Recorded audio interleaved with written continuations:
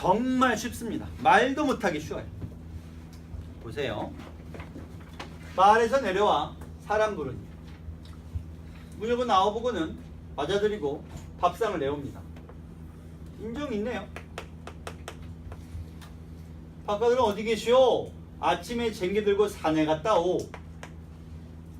산밭은 너무나 갈기 어려워 해저물도록 못 오신다오. 자, 대화체죠?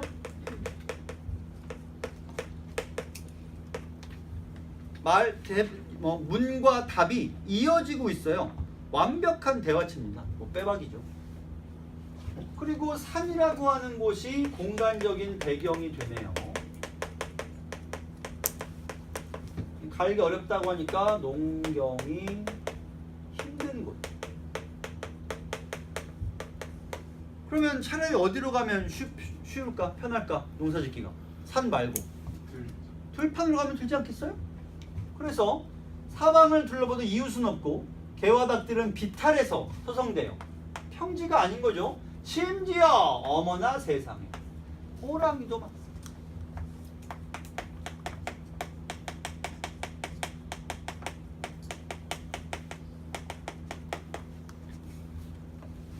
죽을 수도 있어요.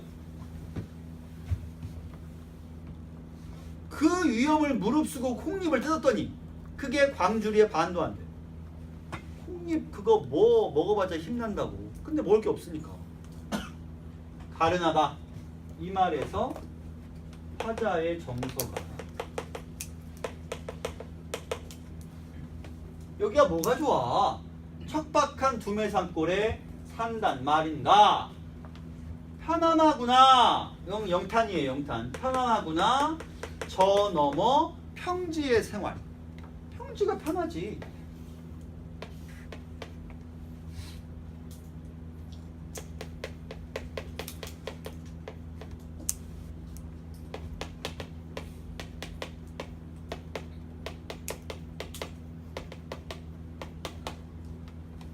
평지가 편하죠. 가고파도. 자, 대뜸 나오죠. 보울 관리 너무 무서워.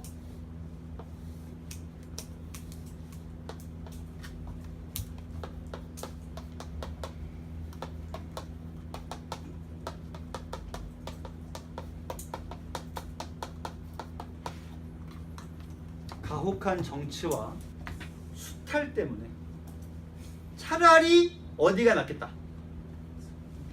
여기 하나. 여기 하나. 이번 수특에서 배웠던 무슨 작품과 발상이 유사해. 맨 앞에 배웠던 청산별곡과 발상이 유사. 차라리 여기가 낫겠다. 산에 숨어 살 거다. 자, 이 작품의 주제를 5글자로 줄여봐요. 뭐예요? 5글자. 청산별곡 2. 딱 좋은데? 딱인데? 5글자라고 이렇습니다. 가혹한 정치는 호랑이 보다 무섭다. 맹이라는 글자였습니다. 가정은 맹어호라. 가정맹어. 알아야 될 한자성어. 이거 시험 본 적 있는데 가정맹어. 어휘 시험 초창기에 요거 한번 나온 적이 있어요. 주제가 이겁니다. 자, 수필이고 체험을 다루고 있어요. 닭이 울었냐? 하고 물었더니 곁에 있던 사람이 말했다. 소문 울었습니다. 무슨 일이냐? 통인 박상효의 조카딸이 시집 갔는데 과부가 되었죠. 오늘 지아비의 3년상이 끝나자 바로 약을 먹고 죽으려고 했습니다. 그 집에서 연락이 와서 구해달라 하지만 상효가 오늘 숙직 당번이므로 황공해 하면서 마음대로 가지 못하고 있어. 야, 이게 뭐 하는 거예요? 만약에 내가 지금 수업 중인데 문이 열리고 선생님 집에 일이 좀, 그럼 나는 다 필요 없어. 너희들 그냥 버릴 거야. 난 집에 갈 거예요. 우리 집에 일이 있는데 어떡해. 이 사람도 가야죠. 근데 안 가요. 왜 안 가? 식구가 약을 먹고 죽을 상황이라는데.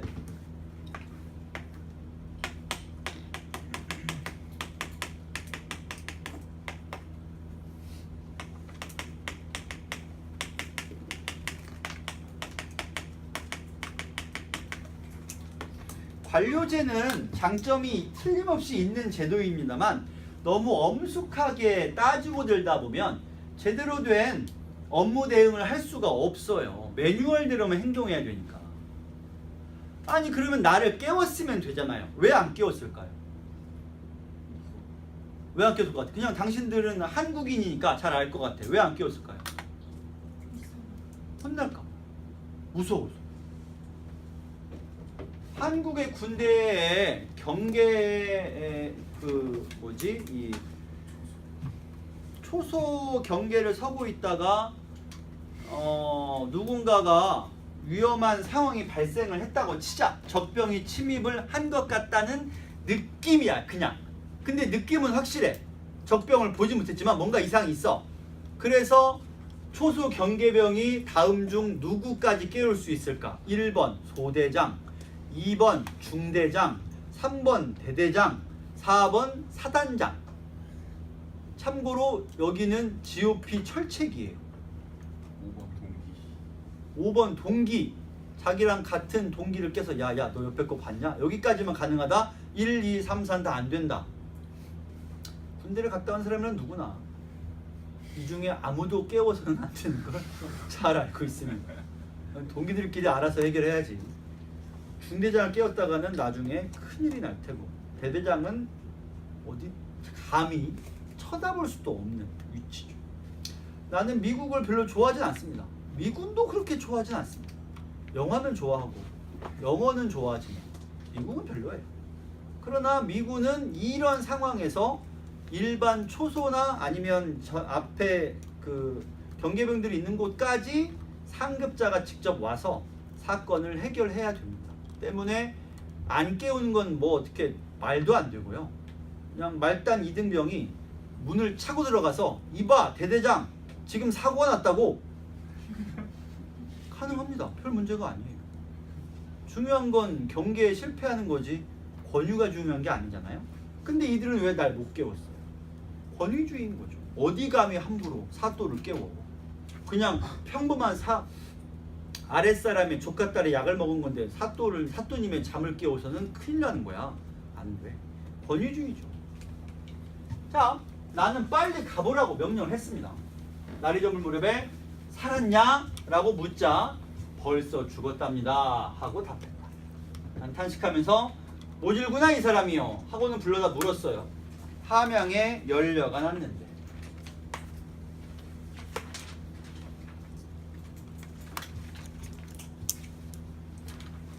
원래 함양 사람이에요? 어디 사람이야? 바로 뒤에 써 있어요. 원래 고향이 어디? 이 여자의 고향. 여기 써 있는데 본래는 안의 사람이래요. 자, 나와봐요. 나와봐. 졸지마. 아저씨 졸지 마. 눈 떠. 좀 뒤에 가서 잠깐 서서라도 잠을 깨요. 자, 우리가 어떤 위인이나 훌륭한 사람이 난 곳이라고 하면 그게 어디에 보통? 그 사람이 뭐 한 곳을 그 사람이 난 곳이라고 말해? 태어난 곳이죠. 김연아 선생이 영웅이 된 곳은 영웅인데 김연아 선생이 난 곳은 어디냐고 하면 김연아 선생이 태어난 곳을 말하겠죠.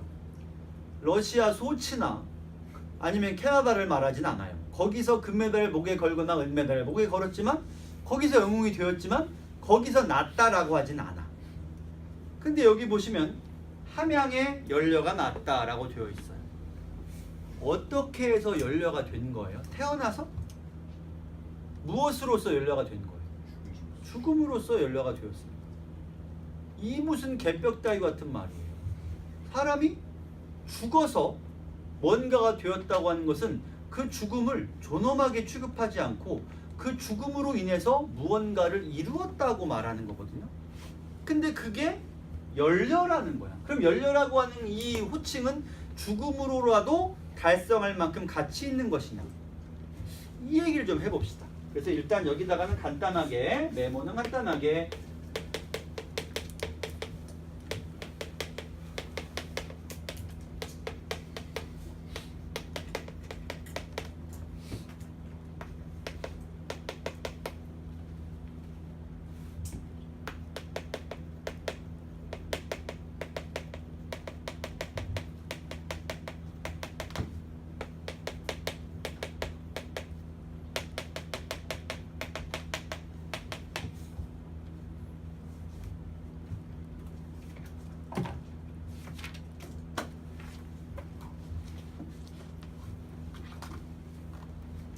여기서 결혼한 여성의 의무를 지금부터 얘기할 텐데 그냥 빡치는 얘기예요. 자, 계속 가볼게요. 졸지마. 졸면 안 돼. 정신 차려. 뒤에 나가서라도 잠을 깨요. 허벅지를 찌르든 찬물을 먹든 얼음을 깨먹든 뭐 어떻게든 잠을 깨야지. 갑니다. 여자의 나이가 올해 몇 살이며 함양 누구의 집으로 시집갔었냐? 행실이 어땠냐? 물어봤어요. 아전들이 말하기를 박씨 집안은 대대로 이골 아전이었는데 아비 이름은 상일이야. 일찍이 죽은 뒤로는 아버지가 일찍이 죽었습니다. 어미도 일찍 죽었어요. 고아네요. 어떻게 자랐을까요? 한아비 할미가 키웠어요. 나이 19에 함양 임술증에게 시집을 가서 아내가 되었죠. 임술증도 함양의 아전인데 평소에 몸이 여위고 약했어. 초례를 치르고 돌아간 지 반년이 못 되어 죽었어요. 그러니까 남편이랑 결혼한 기간이 6개월도 채 안 되는 거야. 박 씨는 초상을 치르면서 예법대로 다 했고 시부모도 섬겼고요. 두 고을의 친척과 이웃 가운데 그 어진 태도를 칭찬하는 사람이 없었는데 이제 정말 그 행실이 드러난 것입니다. 자, 우선 시부모를 섬기는데 잘 생각해봐요. 이 여자가 이 시부모를 만난 지 얼마 됐어요? 6개월도 안 됐어요. 그리고 자기 남편은 죽었어. 그러면 태어나서 본 지 6개월도 안 되는 늙은 부모를 자기가 봉양해야 돼. 이미 남편은 죽었는데. 뭔가 이상하지 않냐는 거죠. 근데도 불구하고 그걸 다 했대. 또 다 했고 그러다가 이제 정말 그 행실이 드러나. 이제 드러났다. 뭘 통해서? 그럼 죽기 전에는 행실이 안 드러났었는데 이제 죽었으니까 아무도 의심하지 않았어. 않게 된 거죠. 이 여자가 행실이 훌륭하다는 걸. 근데 말이죠. 안 죽었으면 그럼 안 드러나.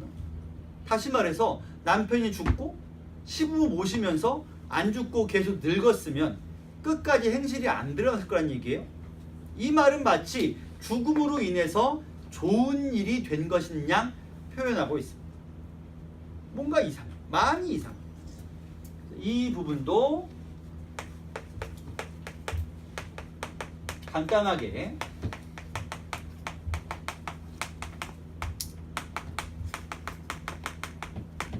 잘 죽었다는 건 아니에요. 여기 보면 한숨이란 말이 나오듯이 안타깝긴 해. 안타깝긴 하지만 그럼에도 불구하고 어쨌든 죽음을 통해서 연료가 됐으니까 그건 좋은 거 아니냐라고 말하는 거지. 이해를 할 수가 없습니다. 자, 더 가보자. 더 가볼게요. 한 늙은 아전이 감격하여 이렇게 말해요. 여러분 주의하세요. 감격이란 말은 우리가 아는 그 감격이 아니에요. 우리는 감격 그러면 막 기쁨에 즐거워서 너무 마음이 확 움직여 감격이지만 옛날 사람들이 감격이란 말을 쓸 때에는 이 격이라는 글자가 더 중요한 건데 저 격은 거세다라는 뜻이거든요. 그러니까 감정이 마음속에서 거세게 일어나서 그러니까 어떤 정서가 북받쳐서라는 말로 감격이란 말을 쓴 거야. 무조건 기쁘고 감동해서는 아니야.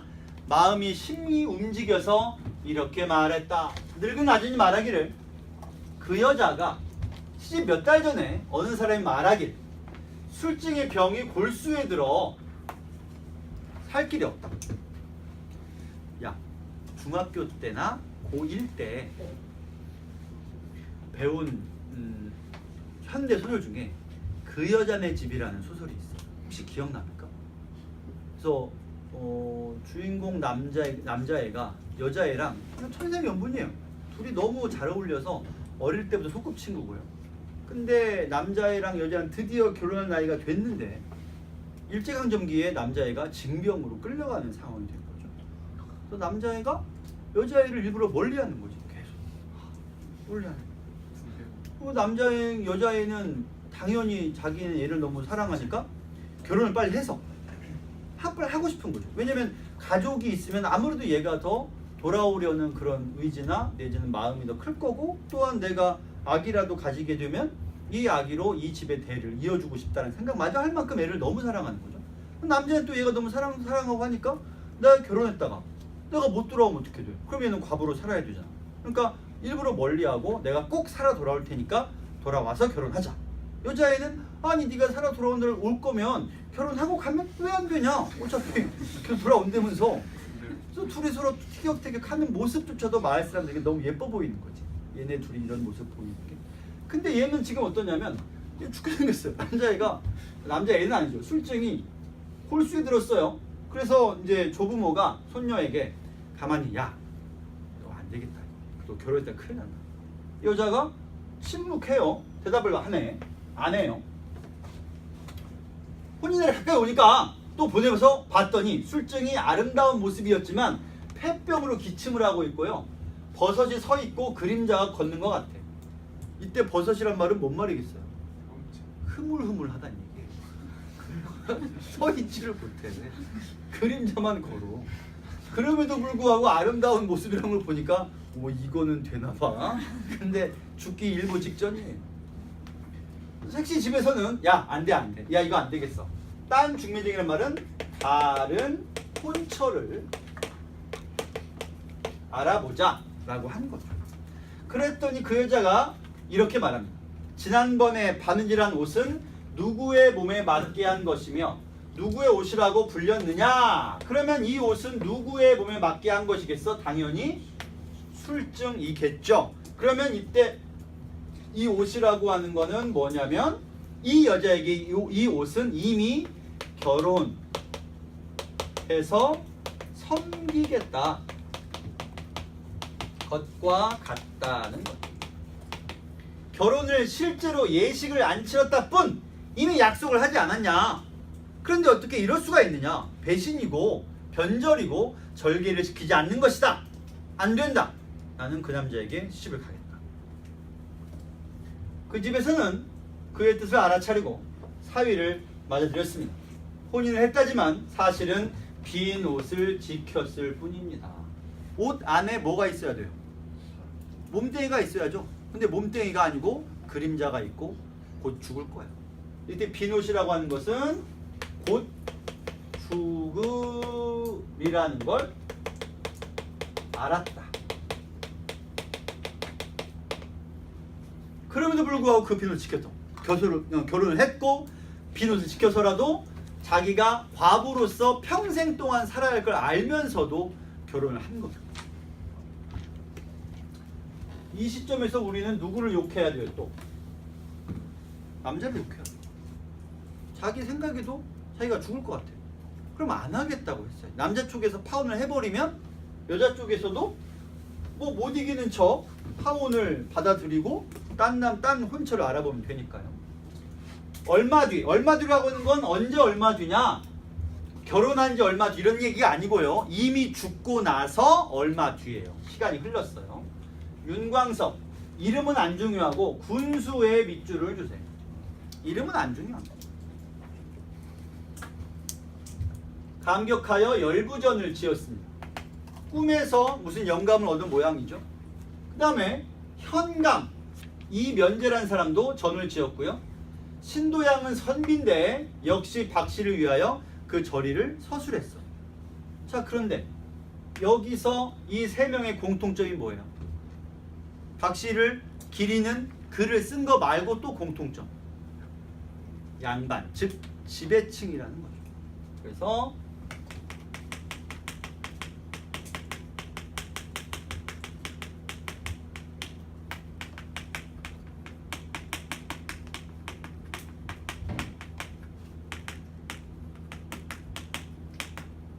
당연히 권장해서 당연히 지켜야 될 그런 가치로 여긴다는 거죠.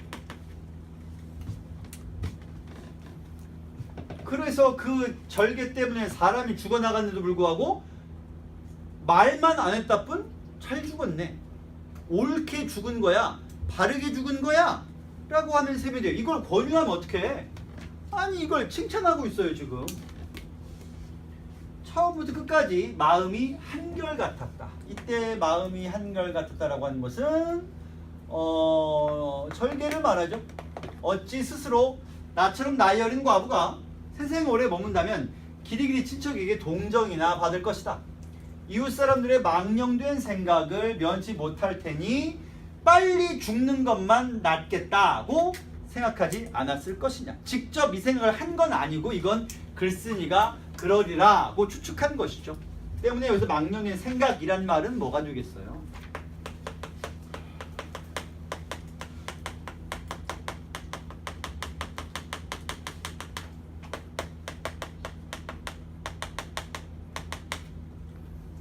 개가라는 건 재혼이란 뜻이에요. 그런 망령된 생각을 이웃 사람들이 할 테니 내가 빨리 죽어야 된다. 그래야 절개를 지킬 수가 있다. 자, 이거 어쩌면 좋니? 이거 어떻게 하면 좋나요? 아, 슬프다. 그가 처음 상복을 입고도 죽음을 참은 것은 장사를 지냈기 때문이었고, 장사를 지낸 뒤에도 죽음을 참은 것은 소상이 있기 때문이었고, 끝낸 뒤에도 안 죽은 것은 대상 때문이야. 다 끝나서 상기를 마치자마자 죽은 것과 같은 날, 딱 3년 전 그날이 되자마자 죽어서 그 처음 뜻을 이루었다라고 되어 있죠. 그러면 우리가 지금 읽은 데에 따르면 이 여자의 삶은, 3년의 삶은 왜 이어진 거예요? 오로지 남편의 3년상을 치러했기 때문인 거죠. 그래놓고 여기 어찌 열부가 아니냐. 예찬이에요? 비판이에요? 어제 내가 당신들에게 고전 산문 안 줬죠? 안 줬죠? 네. 요즘에 내가 정신이 없어. 이거 수업 준비를 많이 하느라고, 이것저것 하느라고 정작 챙겨야 할 걸 못 챙겨. 그냥 말로 할게요. 당신 우리가 읽은 글은, 이 글은 그 도입부가 따로 있고요. 도입부 다음 부분이에요. 도입부는 무슨 얘기로 되어 있냐면, 잘 들어요. 절개를 지키는 것에 대한 얘기인데 앞부분이 이렇게 되어 있어요. 2번 시집간 자의 자식에게는 벼슬을 주지 말라는 규정이 있는 거예요. 정부 법이 정해진 거죠. 법령. 그렇게 되니까 사대부의 여자들이 2번 시집을 갈 수가 없죠. 아니, 자식 앞길 막으면 안 되잖아. 시집을 못 가요. 그런데 오랫동안 교화라고 해서 상층부의 가치관을 아래쪽으로 가르치다 보니까 이제는 사대부가 아닌 평민고 천민고 간의 계층을 안 가리고 누구나 수절을 해야 되고 절개를 지켜야 되고, 과부로서 재혼하면 안 되고, 심지어 과부인 채로 절개를 지켜 죽으면 사람들이 칭송해주고 막 높이 띄워줘. 근데 잠깐만요. 그 법령을 다시 한번 생각해봐요. 2번 벼슬한 자, 2번 결혼한 자의 자식에게는 벼슬을 안 줘. 그러면 이것은 어느 계층과 상관이 있어요? 양반이에요. 평민이랑 왜 상관이 없죠? 애초에 벼슬을 못해요. 과거를 못 봐. 따라서 재혼을 하고 말고 뭔 상관이에요? 사대부, 다시 말해 지배층에게만 더 엄격한 도덕적 규제를 요구한 거예요. 근데 중층민과 하층민까지 그러고 있고, 문제는 뭐냐면 중층 하층민의 과부들이 자결을 하면서 그 자결하기를 기꺼이 받아들인다는 거예요. 심지어 안 하고 있으면 주변에서 압박을 해. 손가락질을 해요. 이거 어쩌라는 거야. 따라서 이 글을 쓴 박지원 작가는 처음 도입부에서 이런 세태가 이거 뭔가 크게 잘못됐다라고 하면서 글을 시작하고, 그 다음 우리가 읽은 파트를 직접 자기가 보고 들은 일을 글로 쓴 다음에 마지막 8글자가 어찌 열부가 아니랴 하고 끝나. 물론 함양박 씨는 사대부층이 아닙니다. 중인계층. 그럼 마지막 8글자는 무슨 뜻이야? 예찬이고 띄워주는 게 아니라 탄식이고 안타깝게 여기는 것으로 봐야 됩니다. 마지막에 별표를 주시고,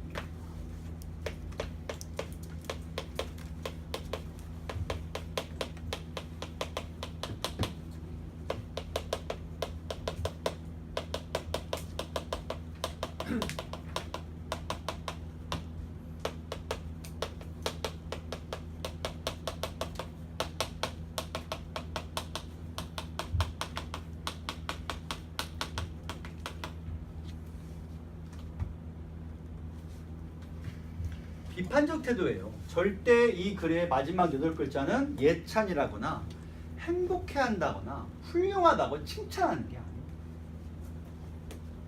글 쓴 사람이 누구라고? 뭐로 유명하죠 우리한테? 열알기, 양반전, 허생전, 포질, 이게 전부 이 사람의 작품이죠. 작품 내용에서 대뜸 눈치를 챌 수 있죠? 어떤 내용의 글을 쓴 거예요? 개혁적이고 진보적이고 사대부의 봉건적 가치관에 반대하는 내용의 실학적인 글을 많이 쓴 사람입니다. 흥미롭죠? 어떤 시대가 지식이 쌓이게 되면 어느 순간에는 지식인이 이거 뭔가 우리가 바꿀 때가 됐다는 걸 깨닫게 돼요. 그리고 시대를 앞서가게 되죠. 지식인이란 그런 사람들이죠. 쌓여온 지식을 습득한 다음에는 그걸 가지고 뭔가 새로운 걸 해보려고 하게 되고, 그게 반복될 때 우리가 이른바 혁명이라고 부르는 것들이 일어나죠. 산업혁명, 정보화혁명, 그리고 박지원도 이거 뭔가 잘못됐다는 걸 깨달은 거지. 야, 이거 뭔가 이상한데? 아니 왜 사람의 목숨이 이렇게 가치관보다 더 천대받고 있지?